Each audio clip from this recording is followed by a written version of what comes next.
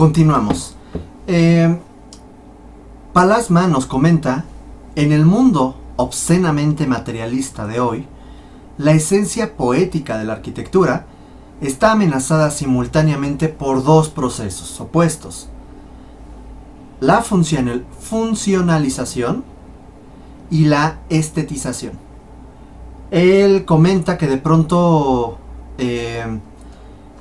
en la misma academia se está incentivando este tipo de aspectos. Y aquí vemos un famoso caso de estudio que ustedes ya conocen, el semestre anterior también lo llegamos a platicar, que es la casa Farnsworth de Mies van der Rohe, que sabemos que en cuanto a composición, diseño, es algo muy interesante, muy elegante, proporcionado, pero respecto al habitar, ahí es donde tenemos algunas interrogantes.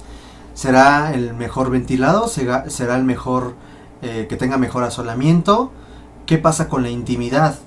¿Qué pasa con la identificación de enraizarse con ese lugar?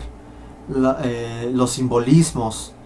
Y sabemos bien que además tiene un pequeño problema, ¿no? Que, vean, esta idea que de pronto es un tanto bullerista, ¿no? La privacidad pues nada más depende de una cortina, porque todo es totalmente traslúcido.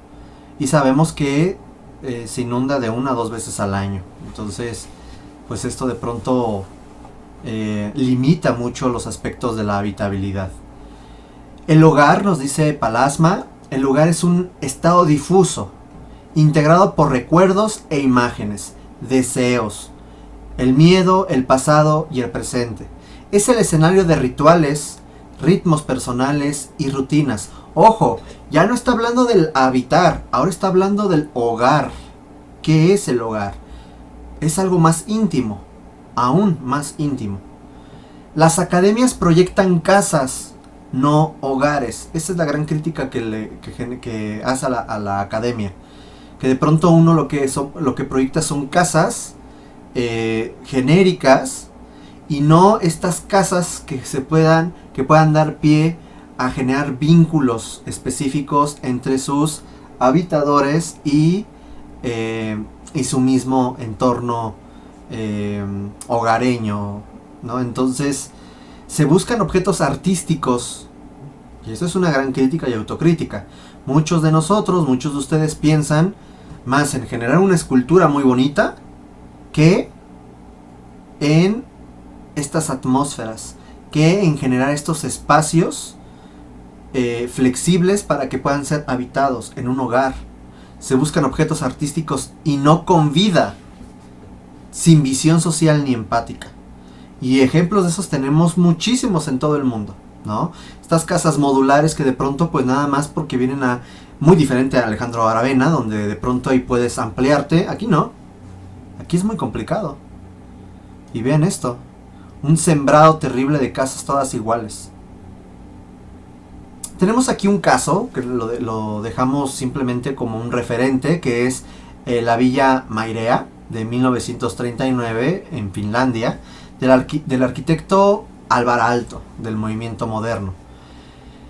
Esta casa ha sido muy estudiada o ha dado pie a diferentes reflexiones en torno al habitar, ya que las características, a pesar de ser del movimiento moderno, donde ustedes a partir de la lectura que tuvieron, nos habla de un hombre universal, de pronto aquí no nos habla de un hombre universal, nos está hablando de que de pronto los espacios adecuaron las necesidades de una familia, al tipo de clima. Por eso la idea de las maderas o los elementos cálidos que te generen un confort, no nada más visual, sino un confort climático. Nos habla de pronto cómo hay diferentes tipos de materiales en los muros, en los pisos, en las cubiertas, que de pronto te dan una calidez. La idea de una fogata, por ejemplo, la idea de los mismos elementos del espacio, lo espacial, los muebles, que hacen que uno pueda desarrollarse confortablemente ahí. Dado su planta libre, es tan flexible que uno podría tener diferentes actividades y adaptar al mismo espacio a tus necesidades. Este es un ejemplo demasiado viejo, pero que el día de hoy sigue siendo muy vigente por estos aspectos tan flexibles en cuanto a la habitabilidad. Es por eso esta villa que puede ser considerada un referente en pleno desarrollo del movimiento moderno del entender la habitabilidad. En breve vamos a continuar con estas reflexiones, nada más que voy a cambiar de diapositiva. Bien, pues aquí continuamos con estas reflexiones y vamos a tratar de revisar este concepto de lo habitable y la casa comunidad básica.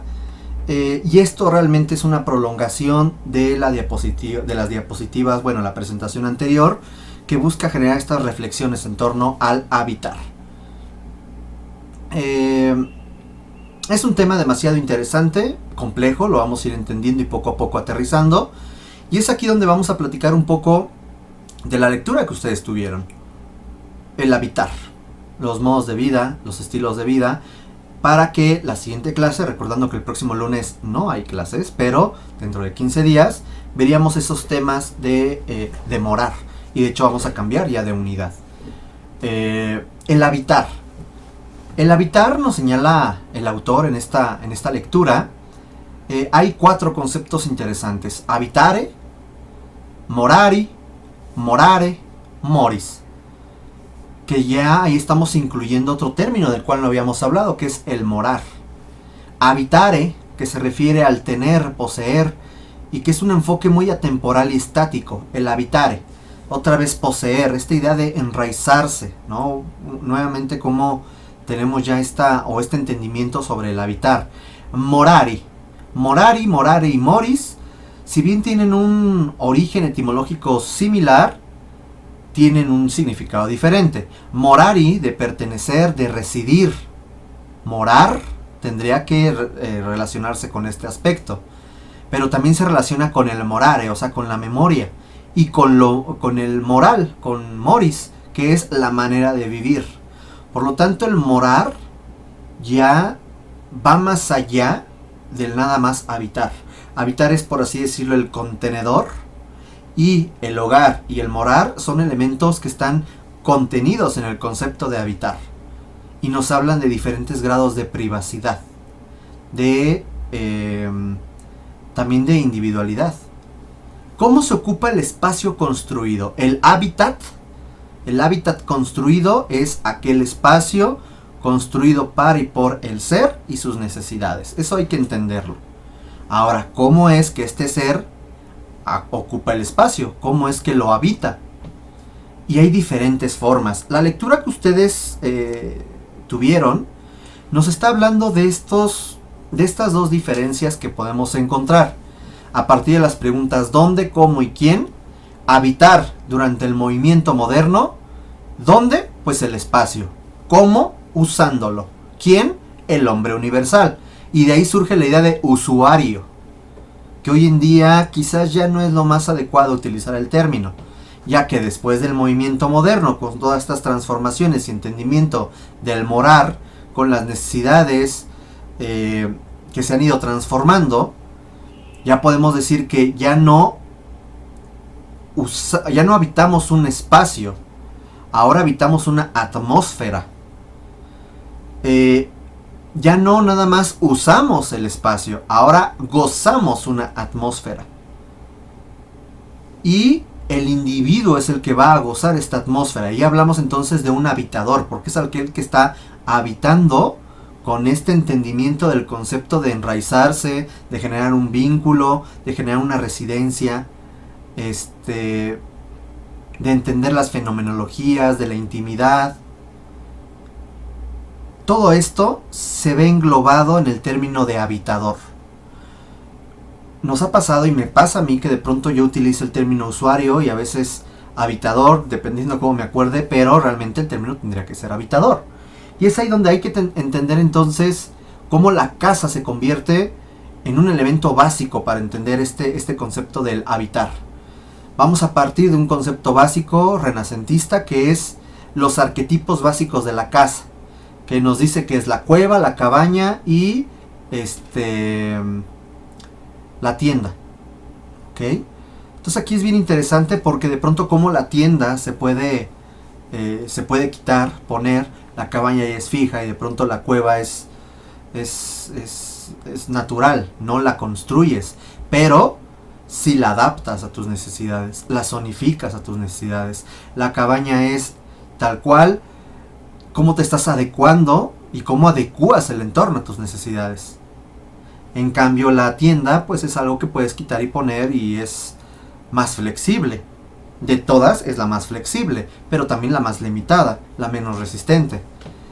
Al día de hoy podríamos hablar, por ejemplo, de esta casa de cristal de Philip Johnson, que de pronto como esta casa muy del movimiento moderno, pues tiene esta misma idea en donde es tan libre, donde es tan transparente, tan fluido el espacio, que también nos genera una limitación para que se pueda gozar la atmósfera. Entonces es interesante ir entendiendo cómo mi arquitectura, su arquitectura, cómo se va a generar, cómo va a atender el aspecto de las personas que habitan.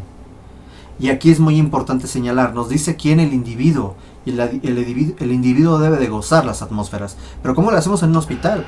¿Cómo lo hacemos en unas oficinas, en un palacio de gobierno? ¿Qué es tan grande? Bueno, entonces ahí hay que pensar en colectividades y generar, como lo había dicho hace rato, en espacios suficientemente flexibles para que generen una interacción con una atmósfera, en donde haya diferentes atmósferas en ese lugar, donde no es lo mismo una recepción a una oficina, a un vestíbulo, a una habitación, etcétera. Hay diferentes espacios. Y eso tengo que entenderlo, que va a partir de diferentes actividades y diferentes habitadores o usuarios según nuestro programa arquitectónico. Hay que entender que existe una gran variedad de determinantes. Estos determinantes los que nos va a hacer es entender que existen determinantes de diferentes tipos que van a influir en la concepción del habitar. Podríamos resumirlo nosotros en tres grandes aspectos. Un determinante histórico, que se refiere a un determinante temporal, procesos y hechos, a un determinante espacial o geográfico y a un determinante cultural, que engloba muchas cosas. La cultura es un conjunto de modos de vida, costumbres, conocimientos, grado de desarrollo artístico, científico, industrial en una época, grupo social determinado. Punto. La cultura lo es todo. Desde la forma de hablar, la forma de vestir, hasta las groserías, la comida chatarra, el amor. Todo este tipo de cosas es cultura. Y la cultura se va a ver influenciada por diferentes factores. Factores individuales, factores exteriores, por el tiempo, por el lugar en donde esté. No es lo mismo el desarrollo cultural de una parte fría, nevada, a una parte muy calurosa y tropical. Dentro de las determinantes culturales encontramos, claro, un desarrollo artístico, desarrollos sociales, desarrollos políticos, desarrollos económicos, tecnológicos, del pensamiento, de la religión. Todo eso nos está determinando el cómo vamos a habitar. No es lo mismo bajo los preceptos del Islam, el cómo hay que vivir y entender el mundo, al de un budista o al de un católico. Aunque puedan existir en esencia ciertos elementos, es diferente. No es lo mismo desarrollarse bajo un gobierno democrático, bajo una monarquía, bajo una tiranía, bajo una dictadura, etc. No es lo mismo desarrollarse en el seno de una familia de artistas que en el seno de una familia de artesanos. Aunque pueda, insisto, existir coincidencias. No es lo mismo ser de un estrato económico, social alto a uno bajo. Entonces, todo esto nos va generando diferentes formas de habitar y de entender cómo se va a habitar. Les voy a mostrar aquí algunos ejemplos, nada más para que un poco vean cómo de pronto estas casas, como unidad básica del habitar, pues va cambiando. Por ejemplo, este es un modelo de una casa celta. Los celtas como un grupo indoeuropeo, contemporáneo al desarrollo griego y romano y posterior a estas fechas. Como de pronto esta idea de vivir como comuna, en tribu, en espacios redondos, no porque sea un cilindro, sino porque todo lo hacías en un mismo espacio, pues son cosas que aún hoy en día lo podemos ver. Claro, en pueblos o en otro tipo de lugares, quizás ya no en una ciudad, o quién sabe, con la idea del loft, que fue muy famosa en el siglo XX, con la idea de utilizar los antiguos espacios de almacenes y de fábricas, pues es volver a un espacio circular, ¿no? A este espacio redondo. La misma idea del movimiento moderno pues genera esto, tener un espacio en donde pueda realizar diferentes actividades. Esta es una yurta. La yurta es un tipo de vivienda característica de los pueblos mongoles. La yurta, las partes de arriba son ejemplos de yurtas que buscan ser una representación de las tradicionales. Vean cómo en el interior se encuentran alfombras, y se pueden encontrar hasta textiles muy interesantes. Se hacían con textiles, con pieles, etcétera. Pero al día de hoy hay yurtas que de pronto han reinterpretado para un uso turístico. Vean esto. El tener una cama, el tener un escritorio, el tener este tipo de mobiliario, por favor, pero esto no es oriental. Esto es evidentemente para un turismo occidental. En un envolvente que busca recordarnos un elemento del pasado. Pero pues, esto no es una yurta.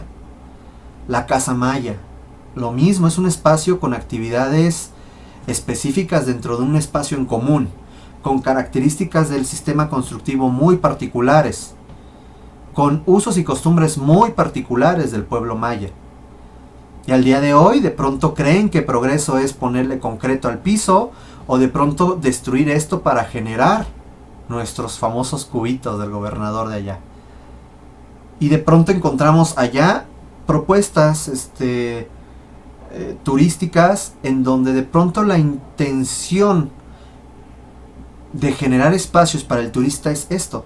Sí, tampoco estoy diciendo hay que defender y de pronto que ahí se generen hoteles. No. Ni que tampoco hagas hoteles con esta apariencia. Pero de pronto hasta qué punto estás desarticulando lo característico de la región con la forma de habitar de la región.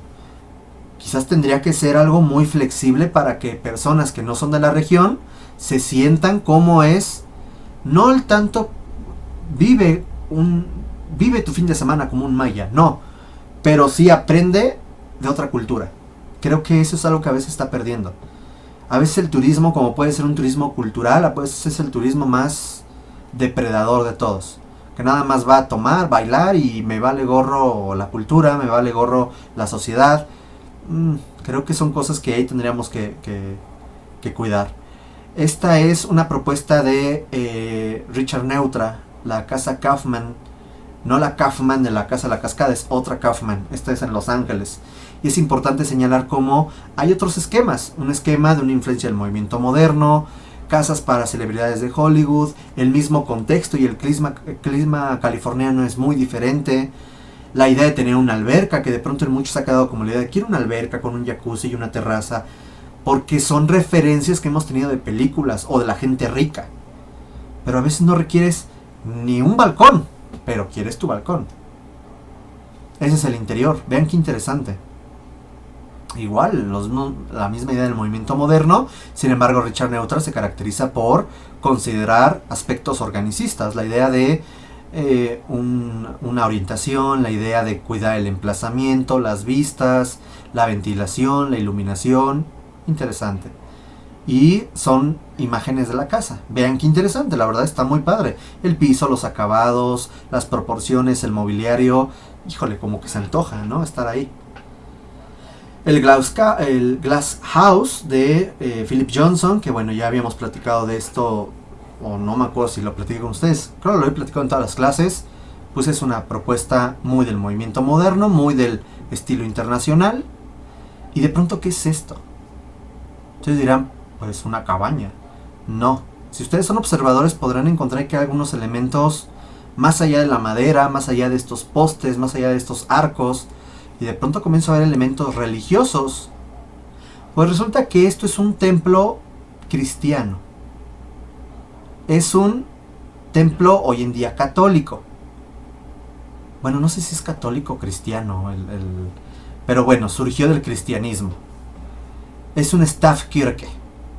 Estas construcciones eran vikingas y son estas. Vean, es una iglesia totalmente diferente a lo que podríamos entender en el resto de Europa o en América. La idea de que hay panteón, que eso es algo muy del cristianismo, estoy hablando del cristianismo antiguo, no del cristianismo actual, de los ministros y... No. Estoy hablando del cristianismo original, ¿ok? La idea de tener panteones, la idea de aprovechar los recursos del sitio para generar este tipo de iglesias muy vikingas con estas como acróteras, ¿no? No sé si el término es algo muy griego de acróteras, pero esos elementos que de pronto están rematando la construcción y hay de diferentes tamaños, de diferentes dimensiones, todas de madera, muy atractivas, como parte de la arquitectura vikinga cristiana del medievo.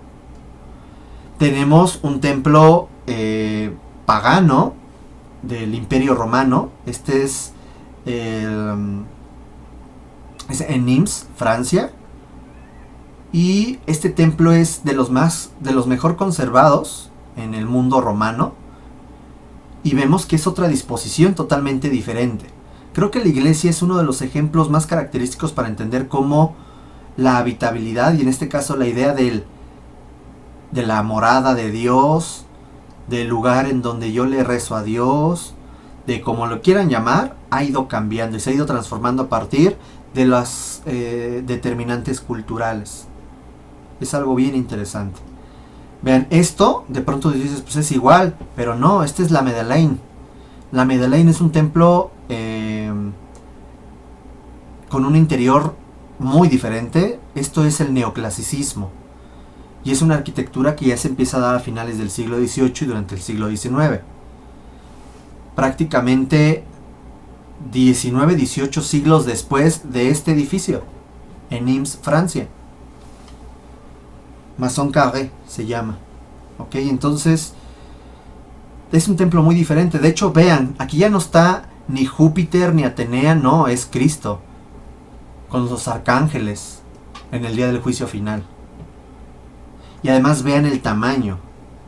Es monstruoso, vean el tamaño de las personas y el tamaño del templo. Y ahí les dejo de tarea para que vean el interior. Y si no, pues ya estuvieron conmigo en Historia de la Arquitectura 2. Vimos la Madeleine, deberían de acordarse. En fin, este es otro templo. La Santa Cruz del Pedregal, me parece se llama. Que es de... La planta es de Villagrán, pero el edificio es de Atolín y Lac. Y es una propuesta, sí, con una influencia... Que esto es una asquerosidad, pero bueno. La tecnología y el avance, ¿no? Es muy todavía una propuesta del movimiento moderno, pero quiero que vean el interior. Vean qué interesante. Eso es una atmósfera. Y eso es algo interesante que tiene que ver con el carácter. Más allá de la forma del edificio, que la atmósfera, que el interior te haga sentir lo que caracteriza un templo. Muy diferente al Martins Patershof, creo, no recuerdo, que esto es en Holanda. Por afuera pues es una iglesia muy característica del gótico, pero por dentro de pronto ahora es un hotel. Es algo que se ha dado mucho en la parte norte de Europa, en Holanda, Dinamarca, que de pronto se han transformado las iglesias en hoteles. Y vean, de pronto ya tienes tu recámara ahí en el ábside, ¿no? En fin. Y bueno, dejan algunos elementos, sí, interesantes, se conserva, pero de pronto la función es totalmente diferente. O sí, ya ven, es Holanda. Kruischer Hotel, no sé cómo se pronuncia, de Maastricht, en Holanda, en Países Bajos. Es un monasterio benedictino, si no me equivoco, no recuerdo de qué orden. Muy característico de Holanda, la idea de estos elementos que se llaman áticos, ¿no? Escalonados. Y el interior de pronto es esto. Es una librería. Vean el acceso, parece que estás entrando al infierno, pero no, es un efecto de elementos metálicos con luz para que entres en una estructura que no toca el edificio original, pero que está cohabitando el espacio. Y de pronto ya es una actividad totalmente diferente, hay una especie de cafetería, es más como una cafetería esto. Vean. un tanto polémico, ¿no? Pero se está conservando el edificio. De eso a tumbarlo, prefiero 1000 veces esto. El Selexit Maastricht. Vean de pronto cómo el ábside se ha convertido en un restaurante. Y aquí está la cafetería. Y aquí hay unos libros. Cafebrería es lo hipster, lo vintage, es lo de hoy, ¿no? Y además en un templo gótico, ¿no? Hombre, bueno, ¿qué más, no? Imagínate el café, lo que te ha de costar ahí, ¿ok? Y vean, un volumen totalmente exento de la estructura original, porque es algo importante, no mezclar sistemas constructivos, y está cohabitando en la nave y en las naves laterales para generar esta librería con cafetería. ¿A qué vamos con esto? Para ir concluyendo, y ahorita en Zoom vamos a generar algunas conclusiones. Cuando se habla de lo habitable, se refiere evidentemente a la habitabilidad. Un espacio habitable debe de ser, en consecuencia, cubrir estos puntos. Un espacio habitable, en consecuencia, nos habla de la habitabilidad.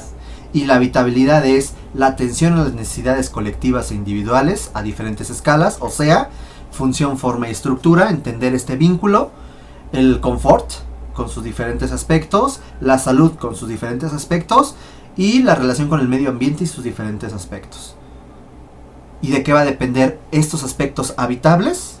De dos cosas. Uno, muy individual, que lo vamos a ver en la siguiente clase, que se refiere a los modos de vida, y lo vamos a platicar ahorita en Zoom, y de estas determinantes, cultura, tiempo, espacio. ¿Ok? Aquí vamos a dejar la clase y ahorita en Zoom vamos a generar algunas conclusiones para que a partir de esto nosotros demos pie a los siguientes ejercicios de análisis que vamos a tener en clase. Les agradezco mucho su atención, cuídense mucho y nos vemos. Bye.